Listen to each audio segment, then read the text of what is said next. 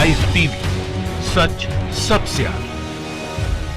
नमस्कार, मैं हर्षिता सिंह और आप देख रहे हैं द लाइव टीवी। यूपी में योगी सरकार द्वारा लव जिहाद कानून लाने के बाद हालात क्या है वो सब देख रहे हैं। इस कानून के आने के बाद पहले से जिस बात के होने के कयास लगाए जा रहे थे, जिसकी आशंका थी, वो अब धड़ल्ले से होता दिखाई दे रहा है उत्तर प्रदेश में। यानी लव जिहाद के नाम पे एक जोड़े को परेशान करना और एक समुदाय को टारगेट करने का जो काम है, ये यूपी पुलिस अब बखूबी कर रही है। और आज दो खबर आपको दिखाऊंगी और उस खबर के माध्यम से आप योगी सरकार के नए धर्मांतरण कानून के मतलब समझिए कि कैसे योगी सरकार इस कानून में दो समुदाय को लेकर के अलग अलग रुख अपनाए हुए है, अलग अलग रवैया अपनाए हुए है।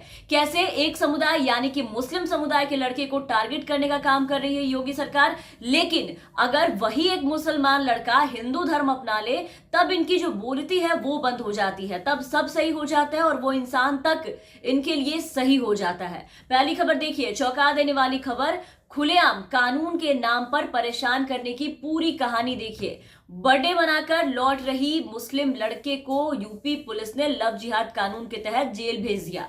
इस खबर में क्या है अब वो सुनिए। एक लड़की अपने मुस्लिम क्लासमेट के साथ यानी कि अपने एक दोस्त के साथ जन्मदिन यानी कि बर्थडे पार्टी करके लौट रही थी और इस दौरान कुछ लोगों ने इन दोनों का पीछा किया और फिर इनसे पूछताछ की। और जब ये बात पूछताछ में साफ हो गया कि लड़का मुस्लिम और लड़की हिंदू यानी कि अलग धर्म के हैं और खास बात की लड़का मुस्लिम निकल गया, तो स्थानीय लोगों ने लड़के की पिटाई की और पुलिस स्टेशन उसे भेज दिया और लोग अब इसे लव जिहाद का नाम दे चुके हैं। यहां तक कि झूठ बोला गया कि लड़की के पिता द्वारा कथित तौर पर दर्ज करवाया गया है, उनके खिलाफ में एफआईआर दर्ज करवाई गई है और यह कहा गया कि आरोपी लड़के का इरादा लड़की से शादी करना और उसका धर्म परिवर्तन करने का था। जबकि लड़की के पिता ने पुलिस से शिकायत करने की जो बात है वो बिल्कुल सिरे से खारिज करते हुए कहा है कि मुझे अपनी बेटी पर पूरा भरोसा है और उन्होंने कोई शिकायत नहीं की, बल्कि वो तो कह रहे हैं कि उसने आखिर गलती क्या की, उसे राजनीति का हिस्सा क्यों बनाया जा रहा है। क्या अब एक लड़के और लड़की का एक साथ चलना गैर कानूनी हो गया है,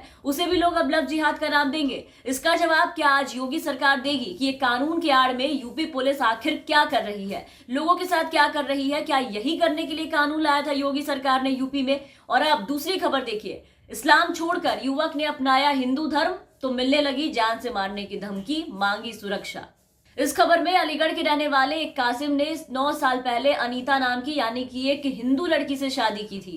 कासिम ने कहा कि वो बाद में हिंदू धर्म से इतना प्रभावित हुआ कि उसने अपना धर्म परिवर्तन करने का फैसला कर लिया और अब जाकर के 9 साल शादी को बीत चुके हैं। कासिम ने हाल ही में धर्म परिवर्तन कर अपना नाम करमवीर सिंह कर लिया है। और ध्यान रहे आपको कि यूपी में धर्मांतरण कानून के अनुसार अब धर्म परिवर्तन से 2 महीने पहले डीएम से अनुमति लेने की जरूरी रखी गई है कि अनुमति लेना ही लेना है। लेकिन यहाँ सब ऐसा कुछ नहीं हुआ। अगर एक मुस्लिम लड़का धर्म परिवर्तन कर रहा है, हिंदू धर्म अपना रहा है, तो अब योगी सरकार के लिए सब ठीक है। लेकिन अगर यही कोई हिंदू लड़की होती तो उन्हें उठा के लड़की को अपने घर भेजते और लड़के को सीधा थाना भेजने का ठेका इन्होंने यूपी पुलिस के साथ साथ बजरंग दल के लोगों को भी दे दिया है, जो कि यूपी पुलिस का आधा काम देखते हैं इन सब चीजों को लेकर के। और यहाँ तो कोई लव जिहाद धर्म परिवर्तन का मामला नहीं था, मतलब बात जो है वो बस इतनी सी थी कि एक लड़की बर्थडे मनाकर आ रही थी लड़के के साथ जो कि मुस्लिम लड़का था, तो उसके साथ मारपीट किया गया, उसे जेल में डाल दिया गया।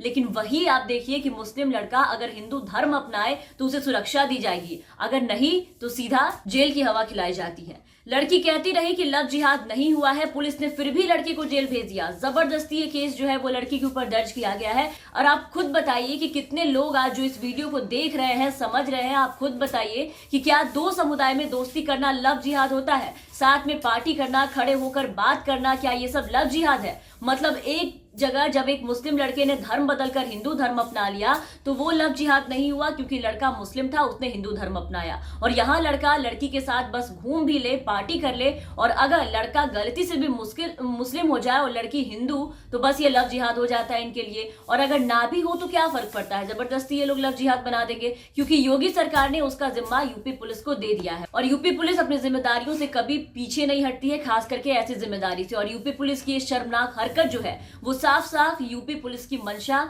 दिखाती है। इसके साथ ही ये भी स्पष्ट हो जाता है कि पुलिस किस तरह किसी विवादित कानून का भी दुरुपयोग जो है वो प्रदेश में कर सकती है और एक खास समुदाय को निशाने पर ले सकती है, जो कि लगातार ऐसा किया जा रहा है। एकदम जीता जागता इसका उदाहरण आपके सामने पेश है, आप खुद ही समझिए और बताइए कि आखिर आप इसे क्या कहेंगे। उत्तर प्रदेश में कथित लव जिहाद के कई मामले निकलकर सामने आए हैं जब से ये कानून लाए गए हैं, जो पुलिस और प्रशासन की मंशा पर गंभीर सवाल खड़े करते हैं और लगातार एक के बाद एक पुलिस कटघरे में है। एटा की घटना आई, फिर मुरादाबाद से जो घटना आई थी वो भी आपने देखा कि जबरदस्ती लड़के और उसके भाई को जेल में भेज दिया गया और पिंकी नाम की जो लड़की थी जिसका कि पुलिस द्वारा मिसकैरेज भी करवा दिया गया जबरदस्ती। बाद में इस बात से पुलिस इनकार कर रही थी, वो अपनी शादी का रजिस्ट्रेशन करवाने जा रहे थे दोनों। पुलिस ने राशिद और उनके भाई सलीम अली को दोनों को गिरफ्तार कर लिया और सीधा जेल भेज दिया, लेकिन एक के बाद एक कई अदालतों ने इसे खारिज कर दिया।